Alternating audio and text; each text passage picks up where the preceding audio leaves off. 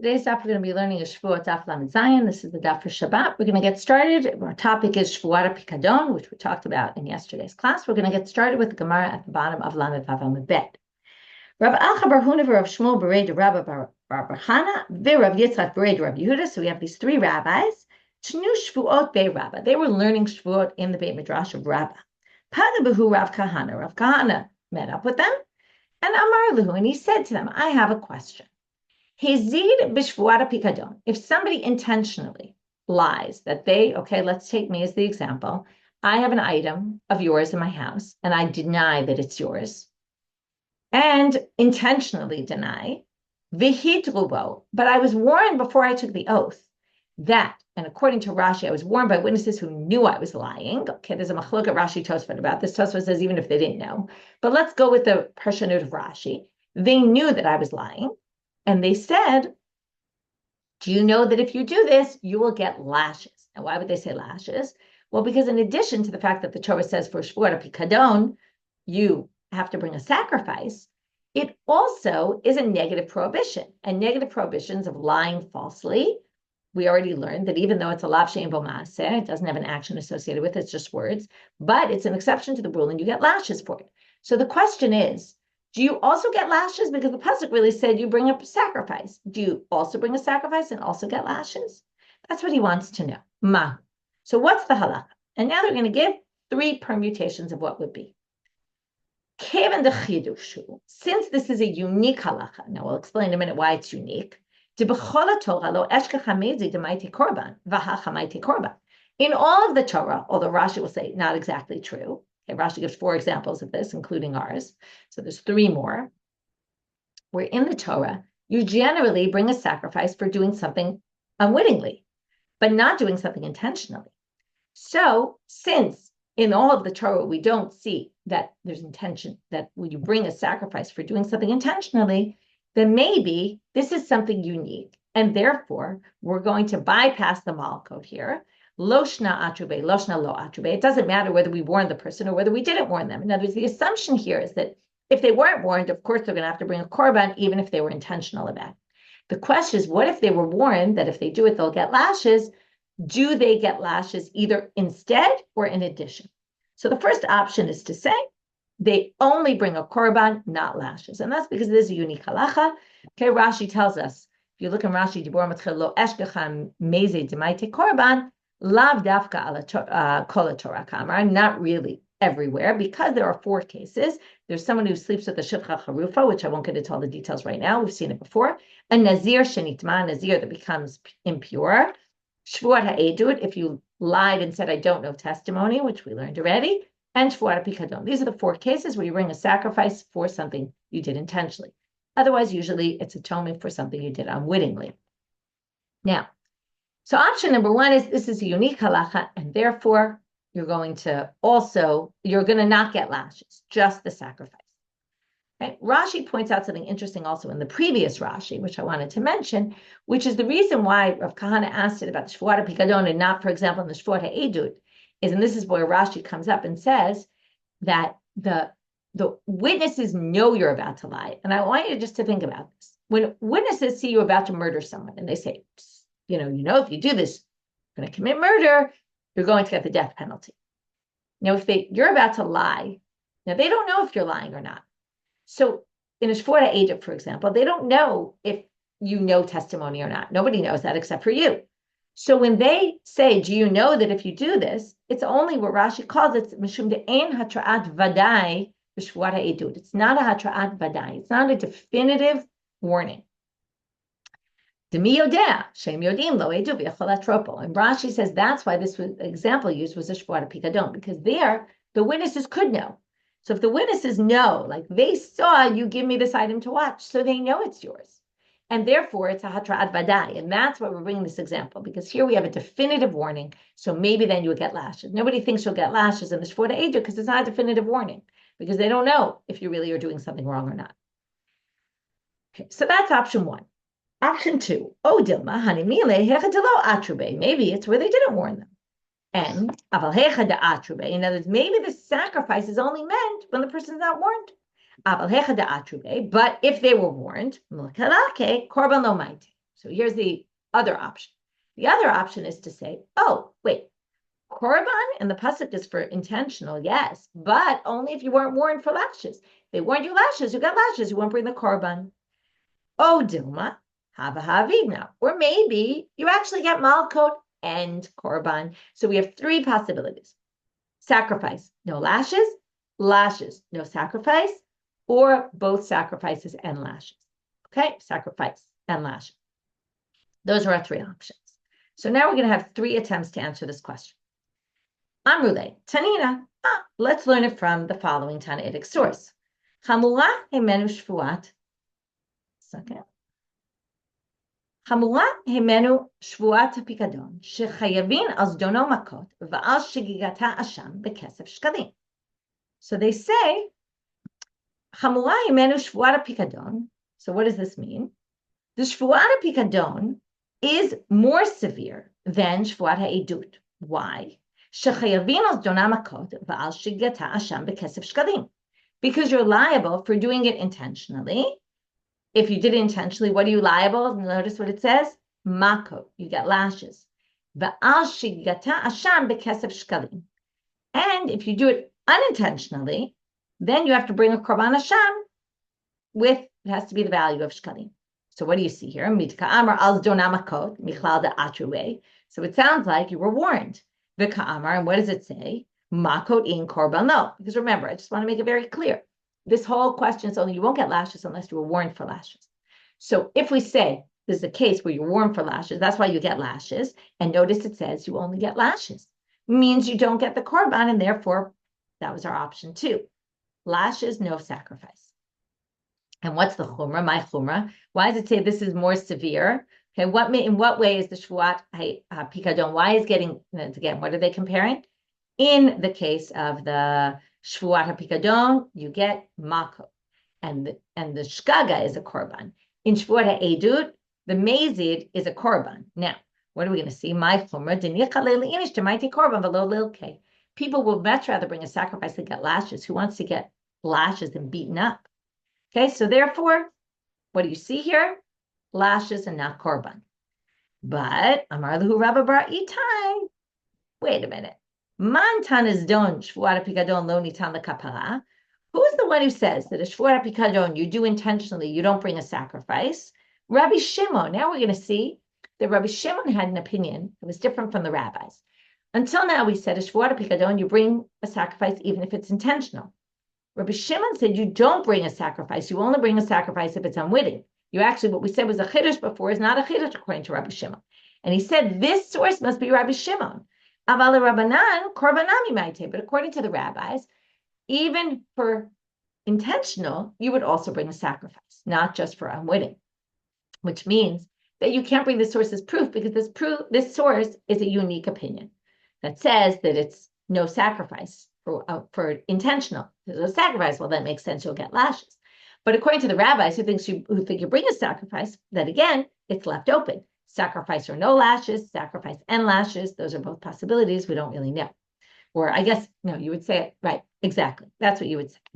So because this source that said lashes is not the rabbi's position.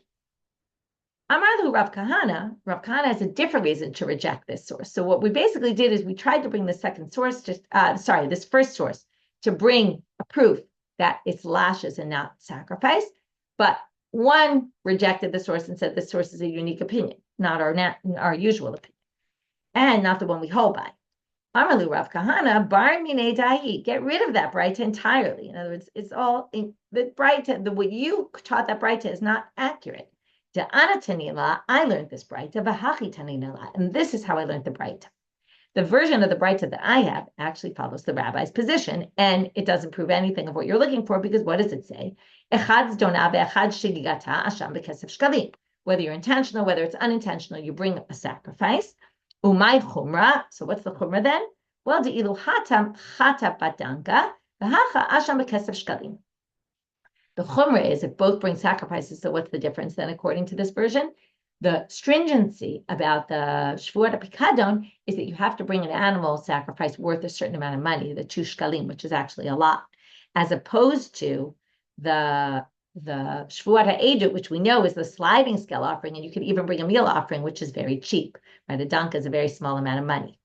Okay, so in the end, this doesn't really prove anything. Second source, Tashma. Okay, it also says Lishna Acharina. Most people take out that version, those words that don't really make sense here, because Lishna Acharina means we have a different version. This is another version. It's just another attempt to try to answer Rav Kahana's question. Tashma, let's learn from here. Ein chayavim al shigata. This is from our Mishnah. You're not liable if you forgot, for example, let's say I have your item in my house, but I totally forgot it was yours, and I took an oath. I'm not liable. Ma'in chayavim, what are they liable for? Azdona, if I was intentional about it. Asham b'kesef shkalim, and what do I bring? The sacrifice. Now, my love b'da'atrube, is this not intentional when I was warned? And look what you get. You get sacrifice and not lashes. This would prove option 1, right? Only sacrifice, no lashes. But the Gemara rejects this and says, what do you mean? Hachanami delo atrube. No, you could just explain the sources. You're going to get a korban, you're going to have to bring a sacrifice if you did it intentionally, assuming you weren't warned for lashes. But theoretically, if you're warned for lashes, maybe you would just get lashes, in which case, again, we're back to not having an answer. Tashma, third source. Now here we enter mid-Braita, where the Braita is trying to compare Shevuot Pikadon and a Nazir who becomes impure. Lo imamarta benazil tameh sheken lokeh, tomar b'Shevuot Pikadon she'eno lokeh. You can't compare them, because in the Nazir it becomes impure. The Nazir gets lashes for doing that. Whereas in the Shevuot Pikadon, you don't get lashes. What does this sound like? So first of all, we're going to prove that it must be you were warned for lashes, because they're bringing 2 cases. One you get lashes, one you don't. But we're assuming everything else was the same about them. So midika amar loket michlal da'atrube. The fact that in the Nazir case, we say the guy gets lashes, it must be because the person was warned. Vika amar, and then it says, tomar b'Shevuot Pikadon she'eno loket. But in the parallel case in Shevuot Pikadon, in denying a claim, then you wouldn't get lashes. But it must be you were warned, and yet you won't still do, right? You won't get the lashes anyway. Aval, what would you do? You would bring korban maite. You would bring a korban. And that again proves option 1, which is sacrifice, no lashes. But now the Gemara rejects this and says, my eno loke, de eno niftar b'malkut. You could say eno loke means it's not enough to get lashes. A Nazir tameh, it's enough to get lashes. But the Shevuot Pikadon, it's not enough to get lashes. You also have to bring a sacrifice.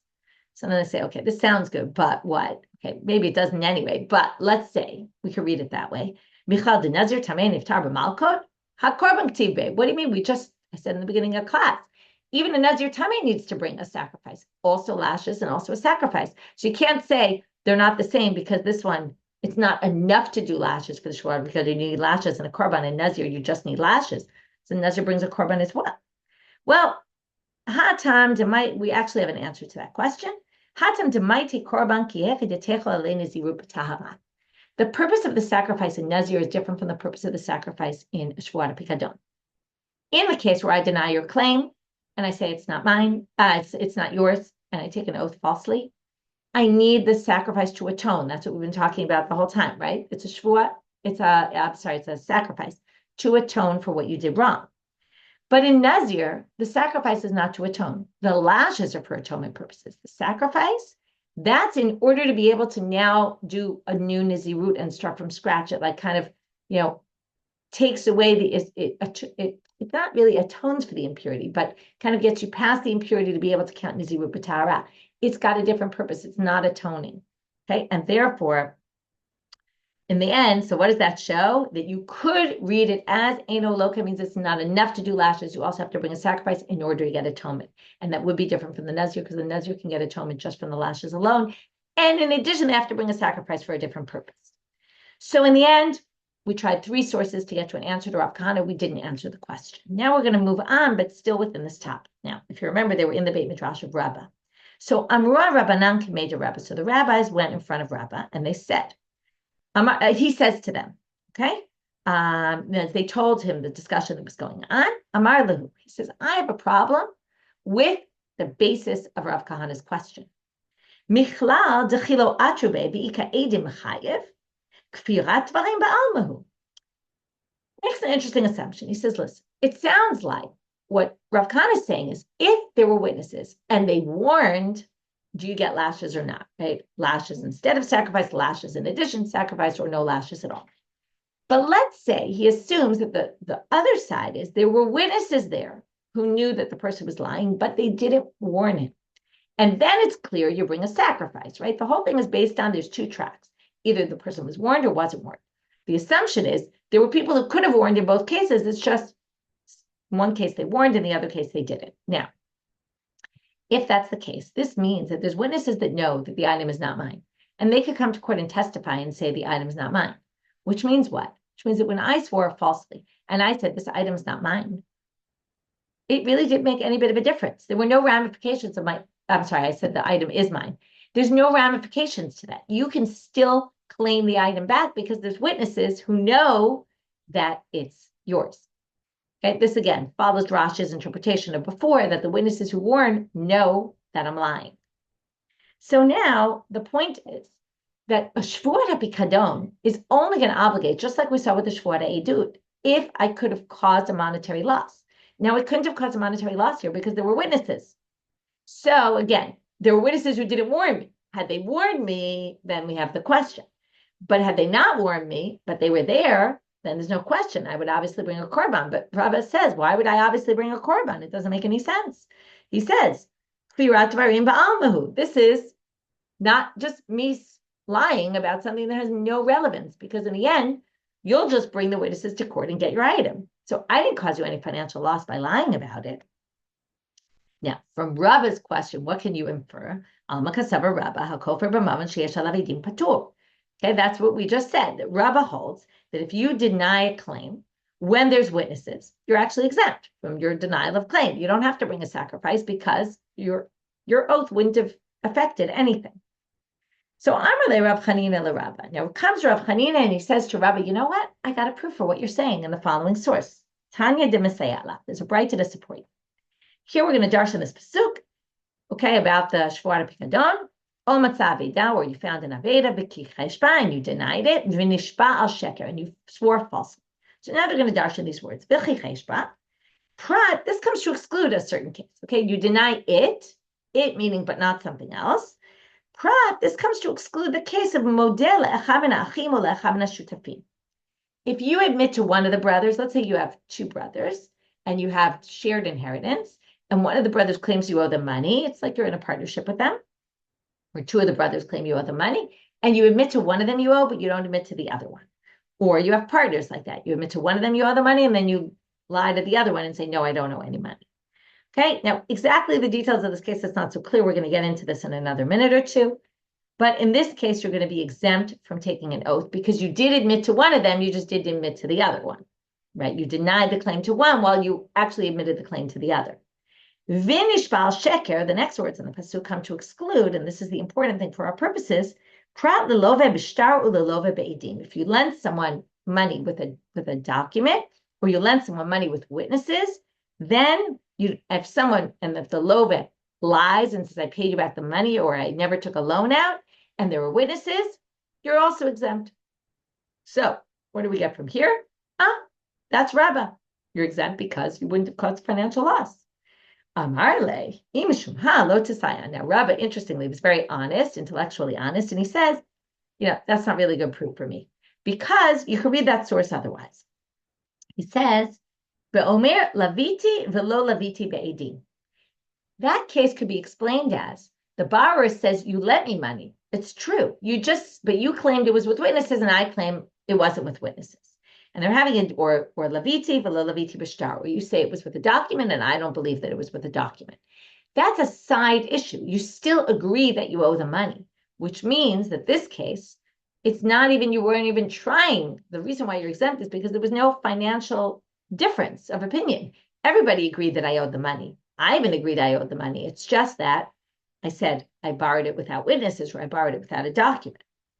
So now how does Raba get that that's how to read this Braita? And then there's nothing to do with our topic because there was no denial of a claim, really. It was just a side detail we were disagreeing about. Well, now they're going to say the only way to understand this case is in a similar way. Because what exactly is the case? And that's why I say it's not so clear what the case is. Let's say Let's say I borrowed 200 from the two brothers, and now I owed it I admitted to one that I owe 100, right? But I didn't agree to the other brother. I said, but I don't owe you 100, so I denied half the claim. Well, well, that's clear. I was honest with one. I gave him the $100, but the other, I denied the claim completely. In other words, it was like I had a claim of 100 with each of them, and I denied one completely. That should be a Shevuot Pikadon. It shouldn't be exempt. Elalav, it must be the Amrele mitarvinan yazaf. The brothers come and say, you borrowed from both of us $200, right? So each 100, but together it was 200. And I said, no, it was actually only one of you that I borrowed the $200 from. So again, I agree about the $200. I just disagree about who it was borrowed from. And that's just Pirat Dvarim. Now, because the brothers are partners, it doesn't really matter which one I give it to. And that's why in the end, it's just I denied some side issue about it, but not that I denied the claim at all. Then, if already the Reisha, Pirat Dvarim, Sefanami Pirat Dvarim, if that's what we're going to say the Reisha, then we'll understand the Sefer to be a parallel case. Okay, so what we did so far in today's talk, Rav Kahana asked this question about if you were intentional about a Shevuot Pikadon and you were warned you're going to get lashes. Do you get lashes instead of a korban, in addition to a korban, or do you still just get a korban? We tried to bring 3 sources to try to prove it. We weren't successful at all. To get to an answer, we weren't successful at all. Then Raba says, I have a problem with the premise of your question, because in the case that you described, it really should be that if there were witnesses and there was no warning and it's obvious to bring a korban, why would you bring a korban? If there's witnesses, the witnesses will come and testify, and that makes the whole oath irrelevant. And if it's an irrelevant oath because there's no money issue going on, then you're going to be exempt. We tried to bring this other source, but then we explained the source is the exact same thing, right? That source doesn't prove Raba, because we could say that the reason they're patra in that source is exactly for the reason Raba said. Okay, now we're going to move on to the second part of Raba Sugya, which is we're now going to try to knock out Raba by bringing 5 different sources that all go against Raba, and say that even when there's no financial loss because there's witnesses, still the person will have to bring a sacrifice. And there's a siman, chova, kitot, balabaya, chomer, gezerah, nizira. Okay, first source, and there's going to be a repeat of a bunch of the sources we already saw in the first part of the sugya with Rav Kahana. Tashma, in fact, this is the first one, which is from our Mishnah. Eino chayav al shigatar. Again, if I forgot that the item was really yours and I swore falsely about it, but it was by accident. Umau chayav al zdona. What will I be chayav? So then I'm not liable. I will be chayav intentionally. Asham bekesef shkali. My lavs don edim. Is this not a case where edim warned? And if edim warned, then what do you see? You have to bring a sacrifice, even though, remember, if edim warned, that means there were witnesses, which means that why would I be liable? I wouldn't have been successful in having any money, right? Denying any claim, because the witnesses would have come and taken away from me anyway.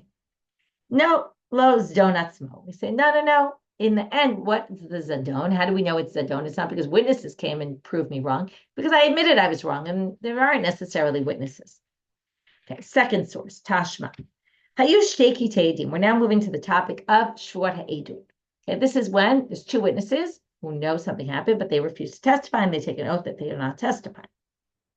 Let's say there's 2 groups of witnesses who do this. Kapra rishona, the first one said, I deny that I know anything. V'acharka kapra shniya, and then the second one said, we deny that we know anything. Shtehen chayavot, both groups of witnesses are liable. Why? Because the testimony could have stood, right? The edut could have been, either one of them could have had a claim that would have been relevant. Okay, so what does this mean exactly? And we're going to explain right now in case you didn't understand. Well,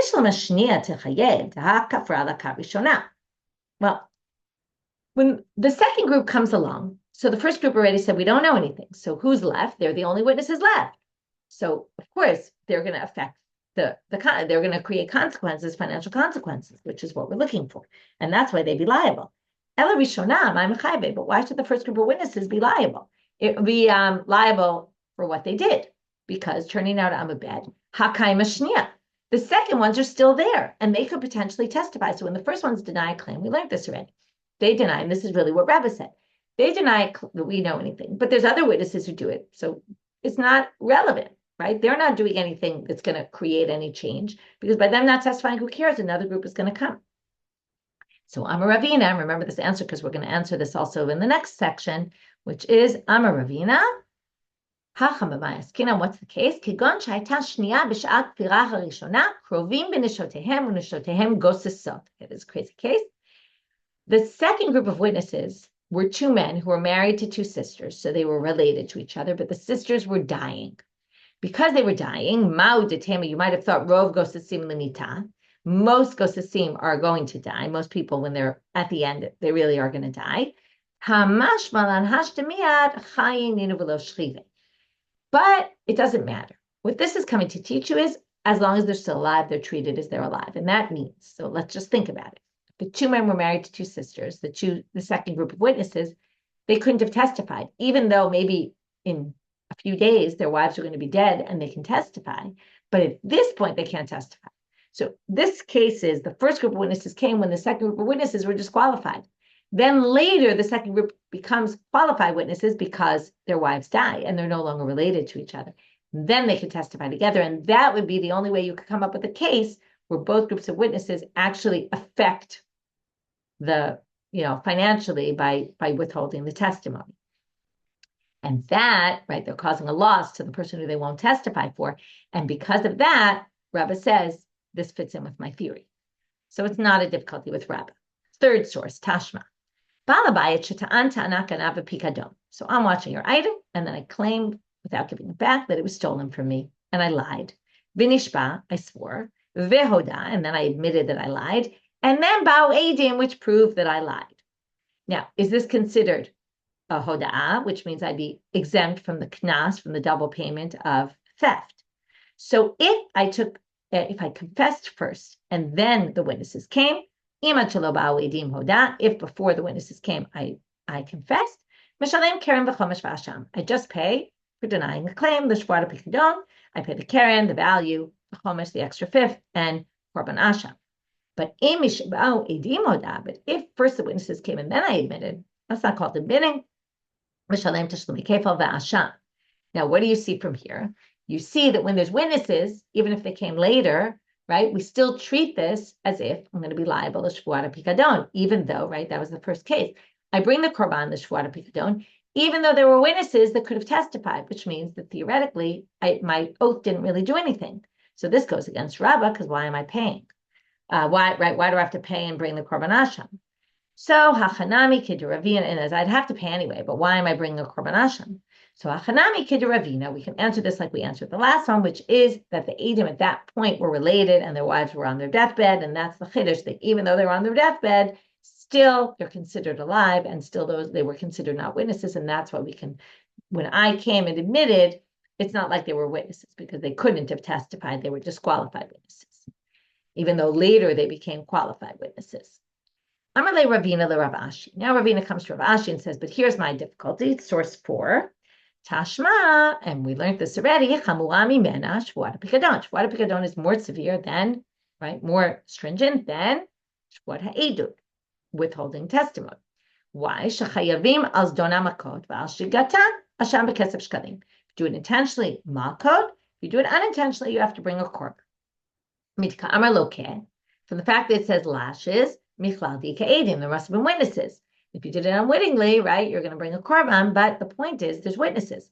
And ka'amar al shigata sham b'kesef shkalim. But if there were witnesses, you wouldn't have been able to affect anything by your testimony, because the witnesses, by your oath, because the witnesses would come and knock it out.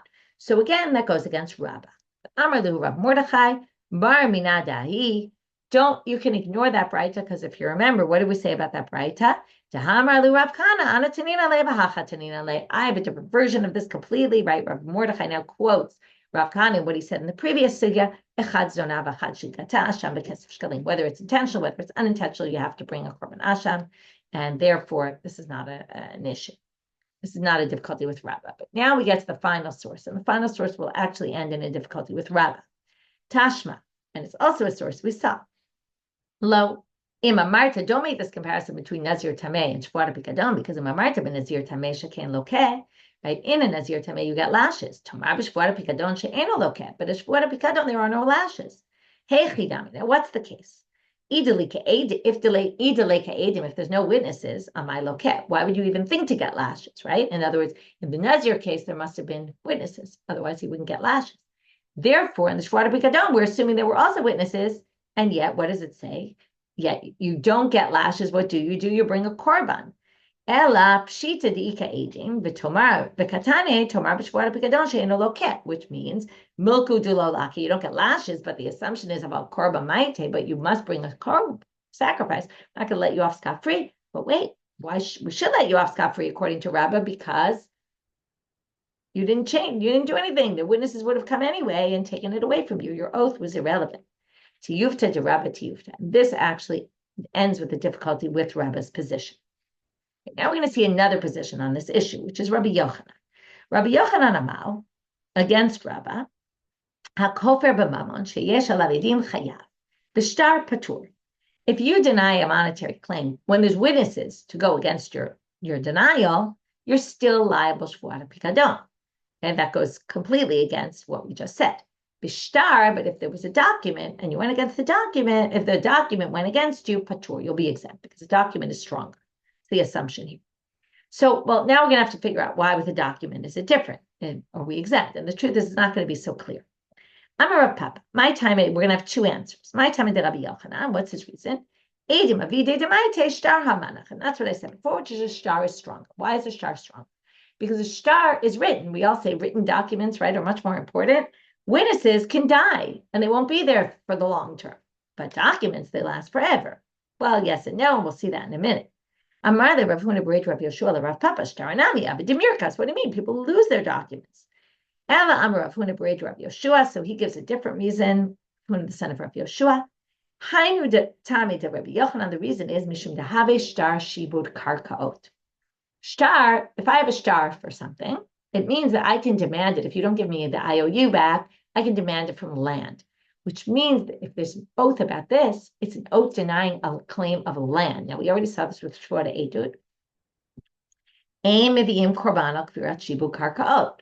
We're going to see in a minute, it's a machloket by Shevuot Edut, and it's a machloket here apparently, but you don't bring a korban for denying a claim that has to do with land. Only money, not land. So now we're going to go into this idea. Itmar, we see it's a machloket tanaim and moraim mashbia ede karka. This is Shevuot Edut. Somebody goes to Edim and say, you know testimony about this land. Please come testify for me. And they say, no, we don't, and they lie. Pligi Rabbi Yochanan Rabbi Elazar. Chadamar chayav, chadamar patur. So now we see one say you're liable, even though it's land. The other says no, you're not. Right? The one who says you're not just goes with what we just said a minute ago about Rabbi Yochanan. You're not liable for an oath about land. And therefore, the Gemara says, even though we weren't sure who said what, Rabbi Yochanan or Rabbi Elazar, remember, Rabbi Elazar is the prized student of Rabbi Yochanan, but they obviously disagreed sometimes. Tistain to Rabbi Yochanan to Amar Patur. He must be the one who says Patur. How do we know? Because we just said this. Amar Rabbi Yochanan, HaKofer b'mamon sheyesh lav edim chayav shtar Patur. Okay, like he said, and as long as we understand it, Uchei de Rav Huna Bereit Rav Yoshua, the way Rav Huna explained it, not the first explanation. Because only the second explanation has something to do with land, Tistain. So let's assume that. Continuing on this topic, Amar le Rabbi Yirmiyah le Rabbi Aval. Rabbi Yirmiyah said to Rabbi Aval, Lema Rabbi Yochanan Rabbi Elazar b'pluta de Rabbi Elazar Rabbanan kamiflage. Why don't we suggest it's the same machloket Rabbi Yochanan and Rabbi Elazar are having as Tanaim before them, Rabbi Eliezer and the rabbis. Okay, it's going to be nicer because Rabbi Elazar is going to correspond with Rabbi Eliezer. Ditnan, as it says in the Mishnah, Hagozel sadeh mechavero u'shtafan nahal. You steal a field from someone. Now, stealing a field is a little different than stealing an item. And there's a big debate. When you steal an item and something happens to that item, you have to return it from the value it was when it was stolen because you acquired it for the sense of responsibility. But land, you don't really acquire. Land is always considered in that person's name, even if you steal it. So land is a big debate exactly. Is karka considered stolen? If it's stolen, then if a nahar wipes it out and ruins the land after you stole it, you'll have to replace it for its original value. But if you say land doesn't get stolen and you're just, because land is in the same place and kind of sticks with its owner's name, even though you stole it and you're living in it now, but it really belongs to the other person. So if a nahar came, if a river came and washed away the land and destroyed it, It's not your problem. It's the one who you stole from. It's their land that got destroyed. So that's the big machloket here. So, excuse me for a minute.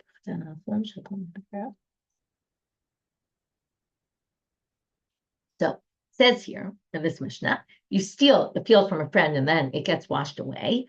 What kind of friend are you? I don't know, but friend just means, it's just the way they use it. Someone else. You have to replace their field. That means land is like movables. Which matches Rabbi Elazar, okay, right? Who said that even if it's a claim on land, you still are liable for the oath. You said, look, this is yours. Got ruined. Not my fault. Not my problem. What's the root of the machloket? Remember the difference between riboy and miyut, kal prat. Riboy and miyut is always going to include more things. Klal prat is going to be more specific. So Rabbi Eliezer darish riboy and miyute. How so? Specifically in the context of Shevuot Edu, you deny a claim. That's general riba, any kind of claim. Specifically, it was a pikadon, or you did something to their property, you ruined something. That's already specific. Or anything you take an oath about, that's a general term. Riba mi'et riba hakol, so everything is included in this, any kind of claim about anything. My riba kol mile, right? So anything. My mi'et, but wait, it did limit it somewhat. Well, mi'et shtarot, we're going to say documents, because what's always the thing with documents? They don't have any inherent value.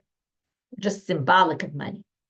For Rabbanan darshe klali uprate, v'chichesh b'amito klal, b'pikadon o b'tzume yad, o b'gezel, prat, o mikol asher yishava alav, chazar v'kalal. So again, general, specific, general, but here if we go with the klal uprat type of darshan, we get to, it has to be very similar to the prat. Ma prat, now since the prat that we talked about, the pikadon, is a davar mitaltel, it's something that's movable, vigufo mamon, and it has inherent value. Before only we had inherent value. Now we're adding, it's money, it's movable. Av kol davar mitaltel vigufo mamon, so only applies to movables and things that have inherent value. Yatsu karkaot she'em mitaltel, land is not movable. Yatsu avadim shukshu lekarkaot. The pasuk about slaves, Canaanite slaves, compares them. Right, you will inherit them like you inherit land. It uses the same terminology as by land. So slaves are like land. Yatsu shtarot she'afa pisha metaltel. And even though shtarot are movables, ein gufam mamon, they have no inherent value. So now, man de mechayev. Now we want to match up the Tanaitic debate. Man de mechayev ke Rabbi Eliezer. Man de pater ke Rabbanan. Rabbi Yochanan, who exempted, is like the rabbis because they said land doesn't apply here, right? Because it's very specific. Only things that are like movables, right? Like the pikadon, movable and have inherent value. But the Rabbi Elazar held like Rabbi Eliezer that no, land is included because they do the riboy v'miyut. But Amarle, so this Rabbi Yomi said to Rabbi Abau, and then let's say it's the same machloket Tanaim. Let us suggest. Comes Rabbi Abau and says back, no, man de mechayev ke Rabbi Eliezer. You're right that the one who says liable, like Rabbi Elazar, will hold like Rabbi Eliezer. However, man de pater, the one who exempted, Amar lecha baha afilu Rabbi Eliezer moded. They would say, I could get Rabbi Eliezer to fit with my position as well. Why? To Rahman Amar, mikol vilo hakol. When it says, okol mikol asher, now in Shevuot Edu, which is where the machloka was, right? The Rabbi Elazar and Rabbi Yochanan were arguing in the Shevuot Edu case. It says, oh, mi kol asher yishava. Remember, mi is always limiting, from, meaning not all cases. And therefore, mi kol v'lo hakol, and therefore in Shevuot Edu, we're going to limit a case that we didn't necessarily limit in the other situation, in the theft case, but we will limit it here. Amar Rav Papa Mishmei Rabbi, he's now going to strengthen Rabbi Yochanan's position. Okay, let's go back to the beginning. Mashpia Ede Karka, Rabbi Yochanan says, right, or even in the case of Hakofer b'mama sheish lav edim chayav b'shtar patur. Okay, if you deny a claim, a monetary claim, when there's witnesses who anyway would have testified to get the money taken away from you, you're still liable. So now we're going to prove it from a Mishnah. So Amar Papa Mishmei Rava Matnita Nami Daika, from our Mishnah in our chapter. Why? De katani ganavte et sholi, b'hu amra lo ganavti. Right? Someone says, you stole my ox, and you say, no, I didn't. Mashpia chani, they said, take an oath. V'amar amen, and you said, yes, I take an oath. Chayav. But notice what it says. You stole my ox. What doesn't it say? Ilu ganavta et abdi lo katane. Doesn't give a case of my slave. My time alav mishum eved itkish lekarkaot. Is it not because you're exempt from land cases? And if you're exempt from land cases, and you're also exempt from slave cases. The aim of being korbanot shibu karkaot, and that's what we just said. You don't bring a claim on shibu karka, and that's why we explained. He said a kofer b'mamon, right? Sheyesh alav edim chayav b'shtar patur, right? Because shtar is connected with land. Okay, so then we say, and then once you get to land, also slaves. But Amar Papi Mishmei de Rava, Papi said in the name of Raba, Ema Seife. He says, I don't know what you're talking about. Right? Notice Rav Papa said in the name of Raba, and this is Rav Papi also saying in the name of Raba. From the end of the Mishnah, you can learn the opposite. Zeh klal. This is the general rule. Kol mishalem al piatzmo chayav, she'eno mishalem al piatzmo patur. Right? If you deny a claim, you admit to a claim yourself, you'll be, if you're paying for yourself chayav, if you're paying, but zeh klal la'atu yemai. Now they say here, what did the word zeh klal coming to include? In other words, there's another additional case, which is what? Lav la'atu ganavta et avdi. Is it not to include the case of you stole my slave? They're now saying, right, every time it says zeh klal, that obviously comes to include an additional case, and therefore we're going to say now that because this is an additional case, therefore, what must that case be if not ganavta et avdi? Which means the eved you are liable for an eved which goes against Rabbi Yochanan, and therefore he says, he's just pointing out, he doesn't really know which one is right, but he's saying, you can't learn from this Mishnah because the fact that it didn't list eved maybe means that it didn't list eved on purpose, but the fact that it says zeh klal maybe is coming to include that case as well, in which case we don't know which way it goes, and we don't know if the Mishnah really supports Rabbi Yochanan or not. Okay, we'll try to summarize this stuff in a succinct manner. We started with Rav Kahana's question. Somebody does it intentionally, Shevuot Pikadon, and was warned for lashes. Do they get lashes instead of the korban? Do they get the korban instead of, and no, there's no lashes at all? Or did they get a korban and lashes? 3 sources try to prove it. We didn't to get to an answer. We didn't get to an answer. Then Raba said, I have a problem with the premise of your question. Because the premise of your question, that's basically what took us to the end of the daf, which is the premise of your question is if there's aiding, then and no warning, you bring a korban for sure, but why? If there's witnesses who could testify, then you haven't caused any loss of money, then why should you be liable? We brought 5 sources. First, we brought a source to try to prove Raba. Raba himself said that's not a good source. It doesn't prove my point. But then we brought 5 sources to reject Raba. In the end, only the 5th one stood, but the 5th one really stood as a rejection to Raba. It didn't really fit with what Raba said. Then we brought Rabbi Yochanan, who disagreed and said, actually, you're liable if it's money, just not if it's a document. After one attempt to explain, we then brought a second attempt, which said that because a shtar is basically, it means your land is subjugated to the loan, in which case it's like a case of land, and there's no oaths for cases of land. And then we actually had a debate. Maybe there are oaths for cases of land, and then we tried to connect it with another Tannaitic debate. Did the debate between Rabbi Yochanan and Rabbi Lazar. In the end, we said it didn't really fully match up with the Tannaitic debate. And then we ended with, can we prove from our Mishnah? And we, in the end, said we can't really prove from our Mishnah whether Rabbi Yochanan's right or not. And with that, we finished today's daf, wishing everyone a Shabbat Shalom and a Shavuot Tov.